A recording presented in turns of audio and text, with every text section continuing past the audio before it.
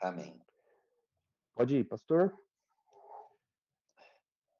Ok, então, mais uma vez, graça e paz, Deus abençoe a todos. Nós vamos iniciar mais um encontro, né, de estudo do livro Introdução ao Aconselhamento Bíblico, do John MacArthur, em parceria com o Wayne Mack, os autores. Então, a gente inicia a segunda parte do livro, e essa segunda parte do livro trata dos fundamentos teológicos do aconselhamento bíblico, né? E a gente vai fazer aqui o resumo do capítulo 4, que fala do foco divino no aconselhamento bíblico. Então, o foco do aconselhamento bíblico é Deus, não é a pessoa do aconselhado, né? Isso pode parecer até contraditório, né? Afinal de contas, a gente está aconselhando alguém, uma pessoa, né? Uma pessoa que está ali com problemas, né? Geralmente sofrendo por causa do pecado que está cometendo, está inserido e não percebe isso, né? Mas o aconselhamento bíblico ele tem um foco que é o seu ponto de partida, é o próprio processo, o próprio poder do aconselhamento, e o alvo do aconselhamento é um só. Foco, processo e alvo é Deus. Então, o que a pessoa que está sendo aconselhada precisa é de ter o seu relacionamento restaurado com Deus. Então, Deus é o foco do aconselhamento bíblico. Uma introdução, né?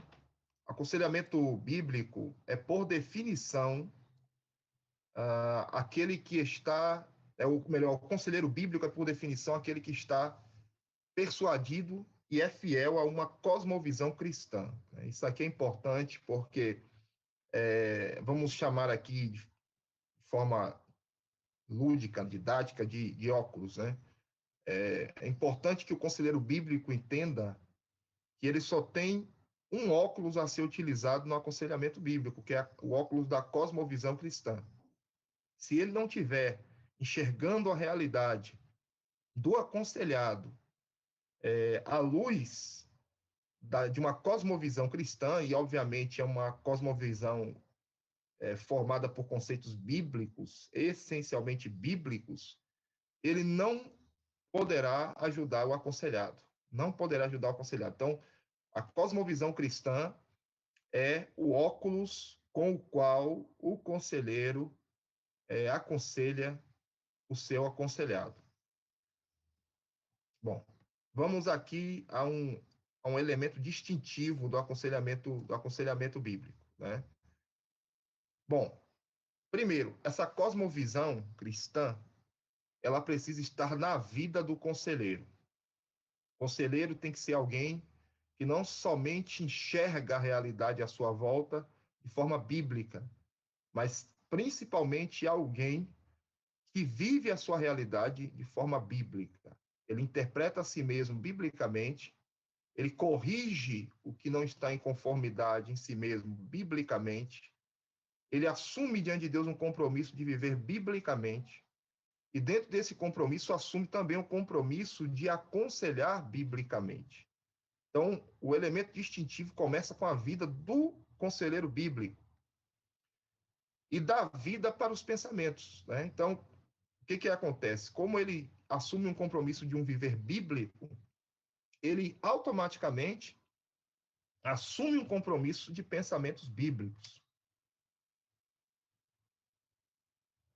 Esse compromisso é com uma perspectiva teocêntrica, né? Então, uma perspectiva teocêntrica é Deus como centro de toda a vida e, consequentemente, dos pensamentos. Quando a gente fala de perspectiva teocêntrica, ou pode ser também cristocêntrica, né? Dá no mesmo, Cristo é Deus, né? Pessoa de Cristo. Então, quando a gente fala de perspectiva teocêntrica, a gente está falando de Deus como centro, né? De uma perspectiva teocêntrica e teodirecionada, né? Então, não é simplesmente ter Deus no sentido epistemológico, ou seja, como um conceito a ser utilizado, mas ter em Deus o próprio alvo do aconselhamento. Ou seja, direcionar, teodirecionado, direcionar o aconselhado para Deus.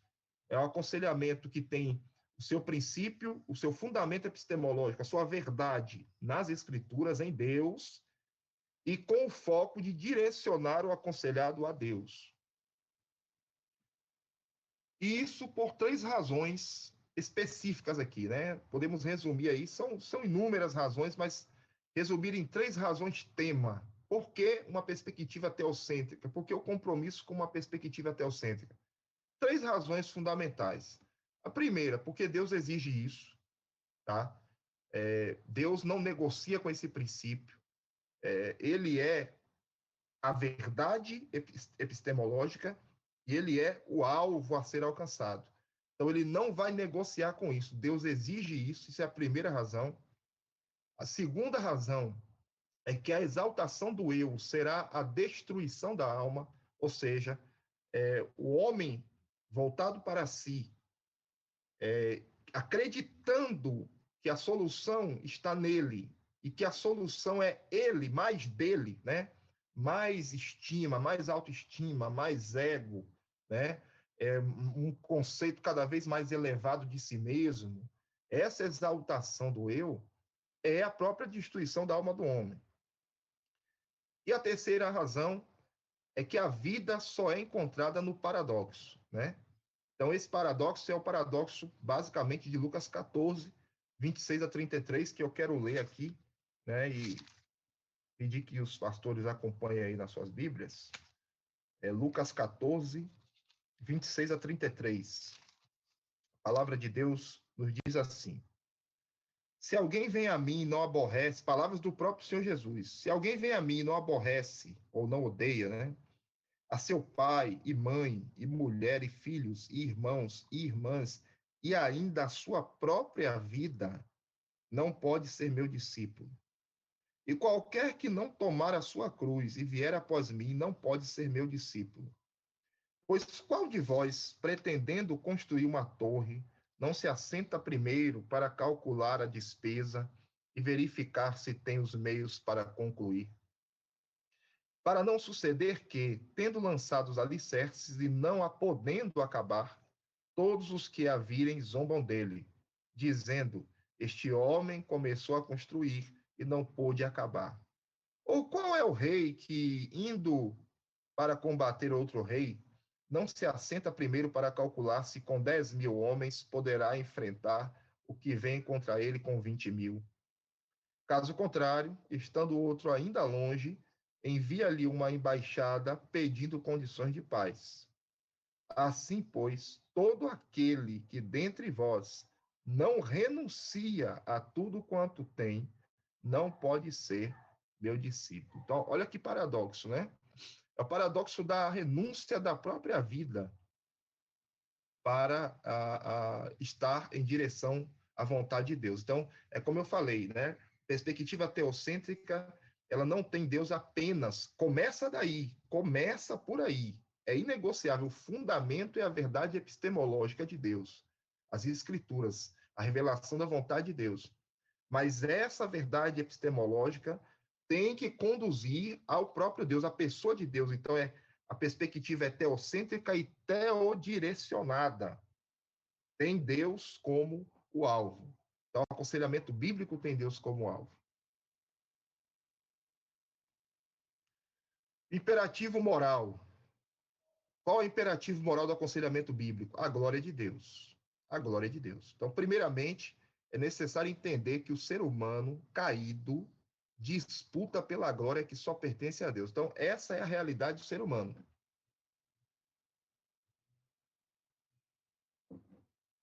Nós não podemos prescindir dessa verdade de que o ser humano quer e geralmente não percebe é a glória. Ele quer ser glorificado, né? O que seria ser glorificado? Bom, glorificar a Deus implica em uma série de coisas, né? A gente glorifica a Deus quando a gente obedece, e aí significa atender aos mandamentos de Deus, à vontade de Deus. Quando a gente louva, ou seja, louvar e elogiar a Deus, né? Reconhecer o seu valor. Então, o ser humano quer as mesmas coisas. O ser humano quer ser atendido na sua vontade. O ser humano quer ser elogiado, não no sentido sadio, saudável do elogio, mas no sentido de ser reconhecido, ter reconhecido aquilo que ele faz. E se isso não acontece, ele fica extremamente contrariado ao ponto de se irar e até de retaliar, né? Então, na verdade, o ser humano ele disputa o tempo inteiro pela glória que só pertence a Deus. Isso está muito claro em Tiago capítulo 4, eu vou ler também, Tiago 4, do 1 ao 4, a palavra de Deus nos diz assim: De onde procedem guerras e contendas que há entre vós? De onde, senão dos prazeres que militam na vossa carne? Cobiçais e nada tendes, matais e invejais, e nada podeis obter, viveis a lutar e a fazer guerras, nada tendes, porque não pedis. Pedis e não recebeis, porque pedis mal, para esbanjardes em vossos prazeres. Adúlteros e adúlteras, não compreendeis que a amizade do mundo é inimiga de Deus? Aquele, pois, que quiser ser amigo do mundo, constitui-se inimigo de Deus. Ora, esses 4 versículos de Tiago, capítulo 4 aqui, eles resumem a dinâmica do levantar dos ídolos no coração, né? Então, perceba como é que é essa dinâmica. A cobiça, o que é a cobiça? A cobiça é um desejo levado às últimas circunstâncias. É aquele desejo que ele sai da esfera da volição natural, né, da faculdade humana de querer, e ele entra na esfera espiritual da autolatria ou da egolatria, que é a adoração a si mesmo, que é a glorificação de si mesmo.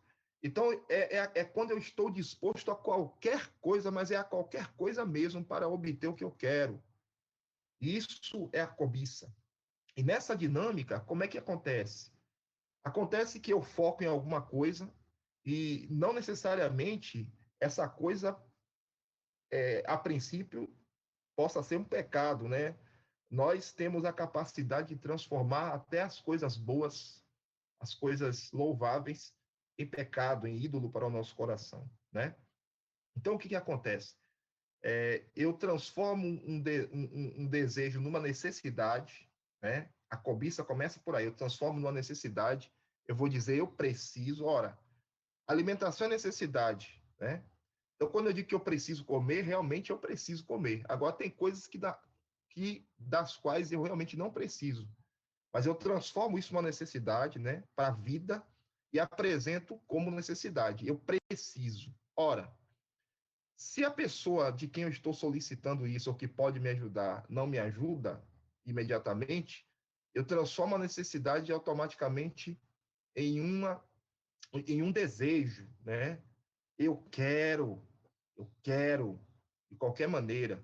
Ora, se a pessoa não me atende, eu faço desse desejo não atendido uma frustração, né? Eu fico extremamente contrariado, fico contrariado porque não fui atendido. E essa frustração, ela vai se transformar, vai se manifestar de várias formas, como ira, né? Um descontentamento constante, uma incapacidade de se alegrar simplesmente com Deus, né? E aí, automaticamente, eu começo a retaliar. Essa é a dinâmica da idolatria do coração, né? Eu quero, eu preciso, você me frustrou, eu vou dar o troco. É mais ou menos assim, tá? E isso é disputa pela glória de Deus. Por isso que no versículo 4 de Tiago diz adúlteros e adúlteras. Isso aqui não está falando, ele não está mudando de assunto, começando falando de cobiça e depois falando de adultério. Não. Ele está no mesmo assunto, e o adultério aqui é o adultério espiritual, porque todas as vezes que alguém disputa pela glória que só pertence a Deus, essa pessoa está cometendo adultério espiritual, né? Então, por isso que Deus chama de adúlteros e adúlteras, e aí fala que aquele que quiser ser amigo do mundo constitui-se inimigo de Deus, né? Por quê? Por que querer ser amigo do mundo? Porque o adúltero espiritual está se assemelhando ao mundo, porque ele está querendo as mesmas coisas que o mundo quer. A cobiça é do mundo, é mundana. Então, quando alguém disputa pela glória de Deus, um cobiçoso faz isso, ele está sendo amigo do mundo, amigo dos valores do mundo, e automaticamente se constituindo inimigo de Deus, porque ele está em rebeldia, em rebelião contra Deus, de costas viradas para Deus. A ocupação de Deus é defender sua glória. E esta deve ser a nossa preocupação, ou seja, Deus se ocupa em defender a glória dele. Tudo que Deus faz é para a glória do seu próprio nome. E nós devemos nos preocupar com isso, em que as nossas atitudes, elas de fato estejam engajadas em que Deus seja glorificado e não que nós sejamos glorificados, não que a nossa vontade seja atendida, não que os nossos anseios sejam atendidos, né? Mas que os anseios de Deus sejam atendidos. Isaías, capítulo 42, versículo de número 5, diz assim a palavra de Deus: assim diz Deus, o Senhor, que criou os céus e os estendeu, formou a terra e tudo quanto produz, que dá fôlego de vida ao povo que nela está e o espírito aos que andam nela. Versículo 8: eu sou o Senhor, este é o meu nome, a minha glória, pois, não a darei a outrem, nem a minha honra às imagens de escultura. No capítulo de número 48 de Isaías, versículo de número 11, diz: por amor de mim, ó, presta atenção, por amor de mim, ele repete, é que faço isto, porque como seria profanado o meu nome, a minha glória não a dou a outrem. Bom, isso aqui tem uma ilustração para a gente ver como é que funciona essa dinâmica, né? De idolatria do coração. Então, aí nós temos aí um eu, né? O amor ao eu, que é chamado de amor próprio, né? O amor próprio é a grande tragédia da humanidade e não a sua solução. Então, por exemplo, nas ideias psicológicas, o ser humano sofre por falta de amor próprio, né? Ah, fulano de tal, as pessoas costumam dizer, fulano de tal nem tem amor próprio. É justamente o contrário. Fulano de tal está sofrendo porque tem amor próprio. O amor próprio é o problema, não é a solução, né? A gente não é chamado para amar a si mesmo, a gente é chamado para amar a Deus. Aquele texto de Mateus 22, 37 e 39, que está em destaque aí em vermelho, começa: amarás o Senhor teu Deus. Depois diz: e ao teu próximo como a ti mesmo. Ali não está mandando amar a si mesmo, está mandando amar a Deus e, como decorrência disso, amar ao próximo. O a ti mesmo é o padrão do amor nas relações interpessoais. Ou seja, é a regra, é a lei áurea que Jesus Cristo estabeleceu. Aquilo que você quiser que os homens façam com você, faça primeiro com eles. Ou seja, você não espera que as pessoas sejam justas com você? Por amor a Deus, seja justo com as pessoas. Ainda que você receba injustiça, não importa, faça a sua parte, né?